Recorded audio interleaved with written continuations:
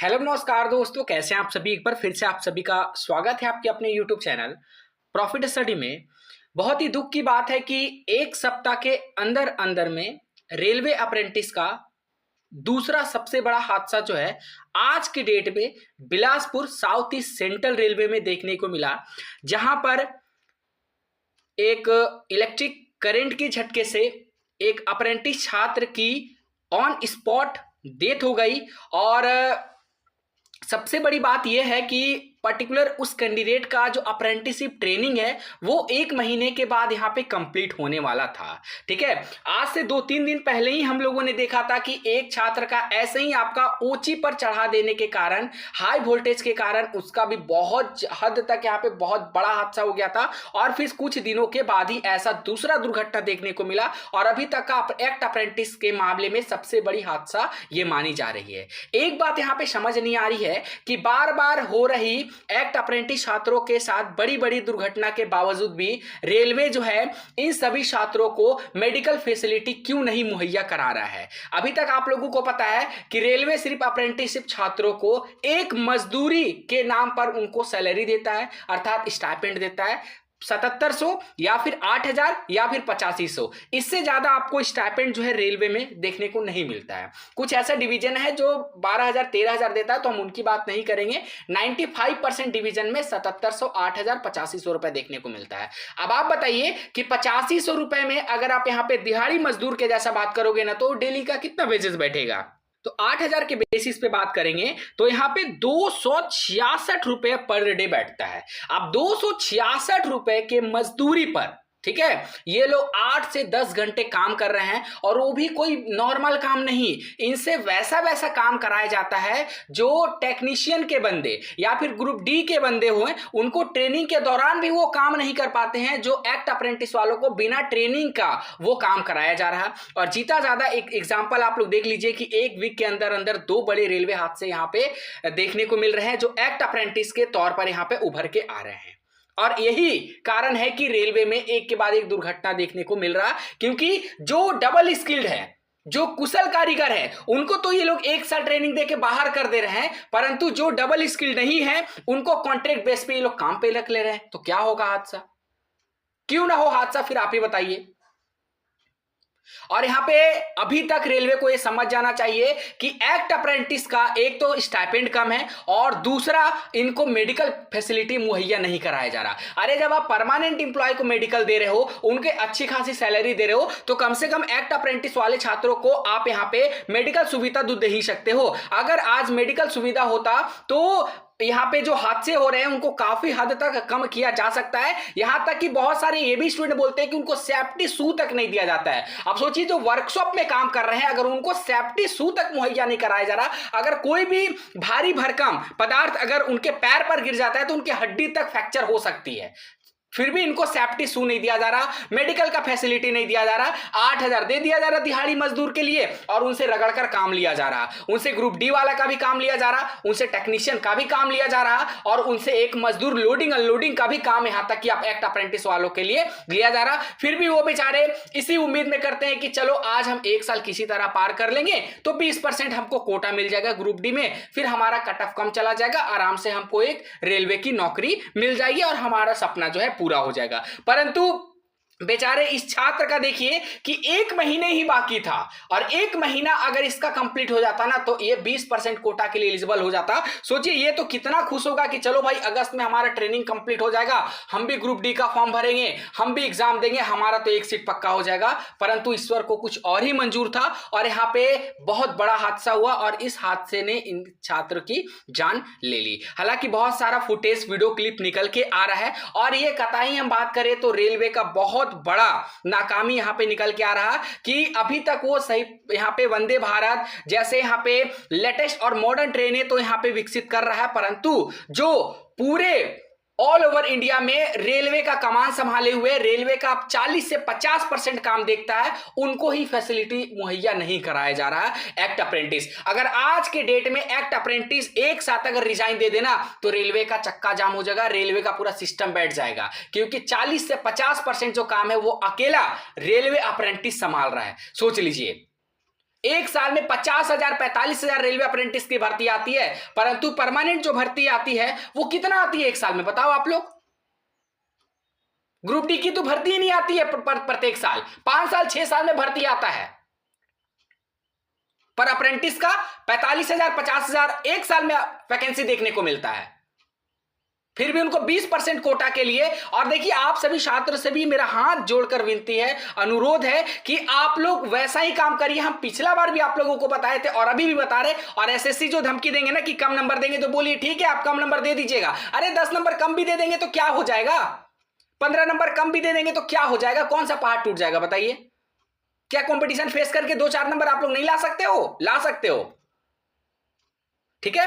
और आज का जो घटना है, आई होप आज के बाद ऐसा घटना ना हो, इसके लिए यहाँ पे मिनिस्ट्री ऑफ रेलवे का कोई ना कोई अपडेट जरूर आएगा, और जो अपडेट आएगा आप लोगों के सामने हम जरूर रखेंगे। और ये जो घटना है वाकई यहाँ पे दिल दहला देने वाली है, इसीलिए जो भी छात्र अप्रेंटिस के तौर पर रेलवे को ज्वाइन कर रहे हैं, सभी छात्र अपना जीवन को ताक पे ना रखें, क्योंकि यह एक ट्रेनिंग है। और अगर आपका जीवन सही रहेगा ना तो आपको बहुत जॉब मिलेगा, अपॉर्चुनिटी बहुत है। ऐसा नहीं कि भारत में अपॉर्चुनिटी का अकाल आ गया, भारत में अपॉर्चुनिटी की कमी हो गई है, ऐसा नहीं है। अगर आप सही रहोगे तो ही आप नौकरी करोगे, अगर आप ही नहीं रहोगे तो फिर 20% कोटा का क्या करोगे आप लेकर, बताओ आप क्या करोगे आप लेकर, अगर आप ही सही सुरक्षित नहीं रहोगे तो। और रेलवे को भी इस पे ध्यान देना चाहिए। हालांकि रेलवे तो शुरू से ही अप्रेंटिस छात्रों पे ध्यान नहीं देता है, उनको आंदोलन चाहिए तब भाई वो ध्यान देंगे अप्रेंटिसशिप छात्रों पे।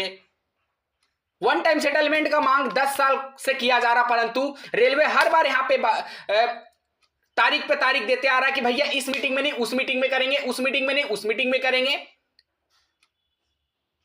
अरे कभी रेलवे के जो अधिकारी है ना, या फिर जो सीनियर सेक्शन इंजीनियर है ना, वो भी आप एक दिन के लिए अपने कोई बच्चे को भेजें और करवाएं अप्रेंटिस ट्रेनिंग, तब पता हो चलता है कि कितना अप्रेंटिस ट्रेनिंग भास्ट है। आसान बात नहीं है अप्रेंटिस ट्रेनिंग कर लेना। दूसरे विभाग से आप आराम से अप्रेंटिस कर लोगे, पर रेलवे से नहीं कर पाओगे आराम से। जीता जाता एग्जाम्पल देख लीजिए, आप लोगों के सामने यहाँ पे निकल के आ रहा है। हालांकि देखिए, अभी तक रेलवे की तरफ से कोई ऑफिशियल अपडेट नहीं आया है, और ना ही बड़े बड़े पत्रकार पहुंचे हैं। जब रेलवे का कोई दुर्घटना होता है ना तो बहुत बड़े बड़े पत्रकार पहुंच जाते हैं, या फिर कोई अभिनेता का दुर्घटना होगा ना तो बहुत बड़े बड़े पत्रकार, नेता का होगा तो तुरंत उसको लाइव कवरेज किया जाएगा। पर जब एक्ट अप्रेंटिस पे बात आती है तो जो टीचर यहाँ पे आप लोगों को कोर्स बेच रहे हैं ना, वो भी आप लोगों से यहाँ पे पल्ला झाड़ देते हैं। वो लोग भी आप लोगों का सपोर्ट नहीं करते, परंतु आप लोग उनका कोर्स खरीदोगे जाके। सभी अप्रेंटिस आज सुन लीजिए, जितने का भी आप लोगों ने कोर्स खरीदा है, जिस भी टीचर का कमेंट बॉक्स में उनका जाइए और उन लोगों का कमेंट बॉक्स में एकदम कमेंट करके भर दीजिए कि भैया हमारा साथ देना पड़ेगा, और नहीं अगर देंगे तो वो लोग, उन लोगों का कोर्स आज के बाद आप लोग कभी मत खरीदना। क्योंकि जब साथ ही नहीं देंगे तो फिर कोर्स खरीद के क्या करोगे आप लोग? जब आप लोग जिंदा ही नहीं रहोगे तो ट्रेनिंग करके क्या करोगे आप लोग? क्या होगा आपका ट्रेनिंग का? अब सोचिए, ये इस छात्र का जो 1 महीने का समय था, वो आप इसको रिपीट करने के लिए वो पुनः जिंदा नहीं हो सकता है। और सोच लीजिए कि इस छात्र के घर पर अभी क्या स्थिति चल रही होगी, कोई कल्पना भी इसका नहीं कर सकता है। और कोई टीचर आप लोग का सपोर्ट भी नहीं करता है। और आप लोग यूनिटी बनाइए, मैं बार बार बोल रहा हूं यूनिटी बनाइए। बहुत सारे छात्रों को बुरा लगता होगा तो लगे मुझसे, उससे कोई दिक्कत नहीं है, पर यूनिटी नहीं बनाइएगा साथियों तो ऐसा ही होता रहेगा। और कब तक आप लोग अपनी प्राणों की आहुति देते रहोगे? 20% के नाम पे, 90% के नाम पे, 85% के नाम पे, कब तक? देखिए यहां पे जो फुटेज वीडियो क्लिप्स आया है, देखिए अभी आज आपको काम का बहिष्कार कर देना, कोई काम आपको नहीं करना जब तक इन छात्र को न्याय ना मिले और अप्रेंटिस के लिए ठोस कानून का निर्माण ना हो। देखिए ये पूरा हॉस्पिटल का नजारा है।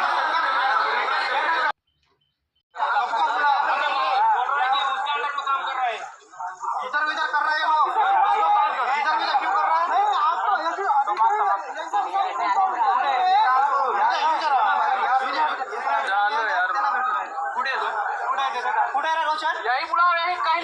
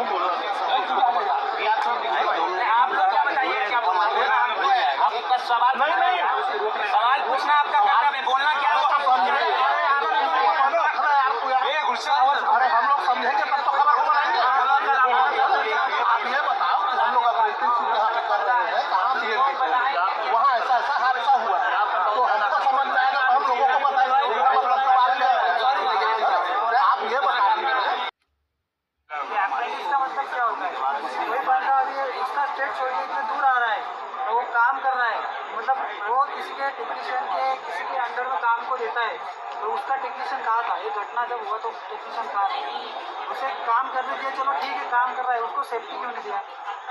मतलब सिर्फ तुमको काम कंप्लीट चाहिए रेलवे का बस, उसकी मतलब ये लापरवाही नहीं तो क्या है?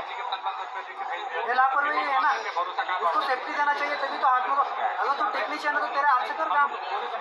अगर वहाँ तुझे लग रहा है रिक्स है, करंट है, मतलब कुछ है तो तू खुद करना, उसे कुछ आगे उसे ढकलोगे क्या है सर? और अगर पहली बात अगर कोई इनकार कर दे अप्रेंटिस वाला कि नहीं मुझसे नहीं हो पाएगा करके, तो खुला बोला जाता है ठीक है अभी नहीं करेगा तो मार्क्स पहले तो हमारे पास है।